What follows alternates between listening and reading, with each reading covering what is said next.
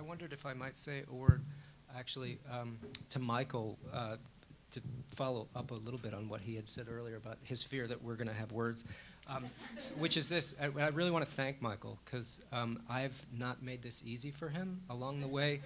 I've been very sensitive to the idea that Nova wanted there to be a storyline, and I very much didn't like the idea that my life was going to get turned into one. I didn't want to be playing some kind of part, and I think Michael's actually been very sensitive to portraying us in a way that is, I can recognize myself. I think he's done an excellent job, and it's had been a very hard project to bring together, and I really have a lot of respect for what he's done. So I wanted to, for all the hassle I've given him and all the times I told him he couldn't film when I was with patients, I wanted to thank him. I do appreciate that. I'm sorry, there's a question back here.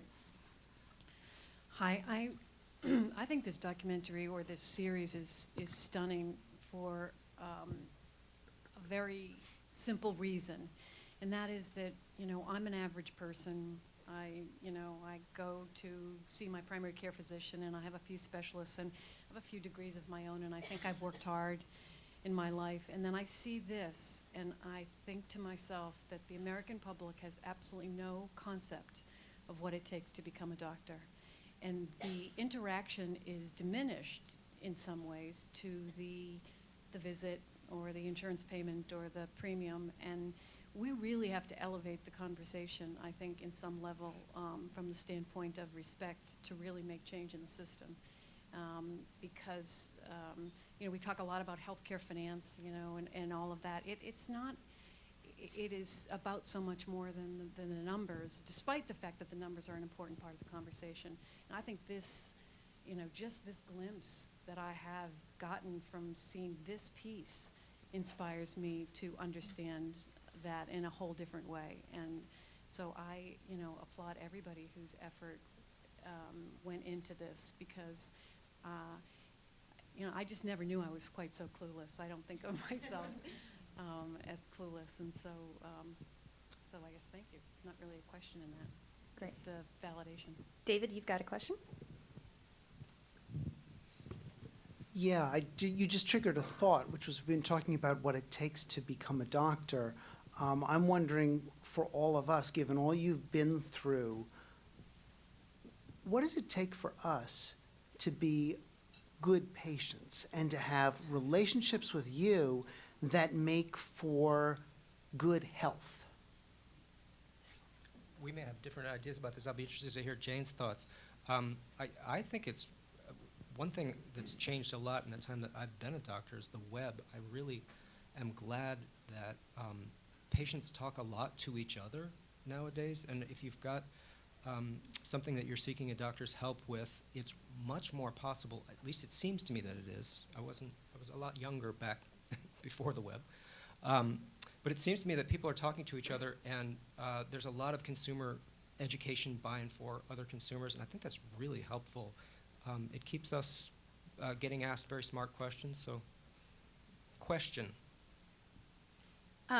So almost none of my patients have computers or the web and are illegal immigrants or whatever, so I actually have not even thought of that. But for the group in the audience here, I suggest reading a book by Jerome Grootman called How Doctors Think.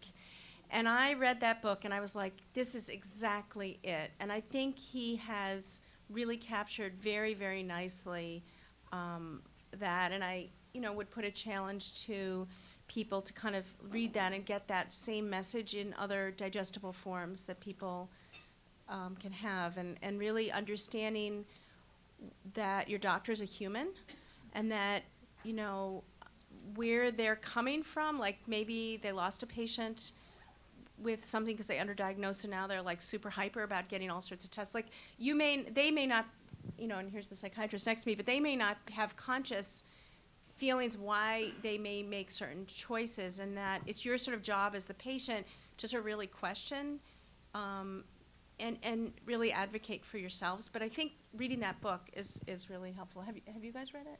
Yeah. Yeah, I think it's really quite enlightening. So this question is mostly for Jay. Given the emphasis on boundaries in psychiatry, I'm wondering how often or if it comes up, oh, I've seen you over the last 20 years, and patients wanting to talk about that or bringing things up. Not very often, though it spikes a little bit each time there's a new episode. So we'll see. But it is true. There's a big issue about separating one's own personal life from the work one's doing in therapy, which is the main part of what I do. And most of my patients wouldn't otherwise know an awful lot of the stuff that appears in this. I mean, most of the stuff that's here would otherwise not be available for people to know. And from time to time that's come up, and it makes sense to sort of be frank about what's out there. It's obviously public at this point. But I'm sort of surprised on both sides, because sometimes when the show's been on recently, a whole bunch of people will come up in the same week and say, "Oh, I recognize you," and other times, years will go by and no one's mentioned it. So it's both there and not there in some way. There's a question in the back. 2 questions, actually. Hi there. I'm a medical student right now, actually. There's actually a whole table of us over here. Right. And a bunch of us are about to finish medical school and go off onto our internships and residencies. And we were just kind of wondering what advice you have for us as we're about to embark on this journey. I assume you're talking to Jay and I. I don't know, Michael and Paula have other ideas.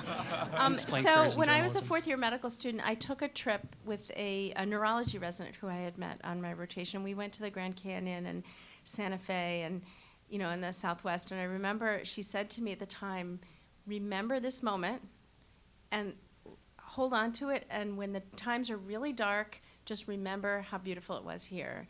And so I would suggest in the next few months, or if you've had something, do something really wonderful and really imprint it on your mind. And then, and just hold on to that. And every year on your vacations, plan something really wonderful. Your best vacations of your entire life will be those you take during residency, because it's like you went from hell to heaven. And really let those imprint on you. And then the other piece of advice is when you feel like you're really not like yourself, don't worry. When you get to the other side, you will become yourself again. And that's okay. Great advice.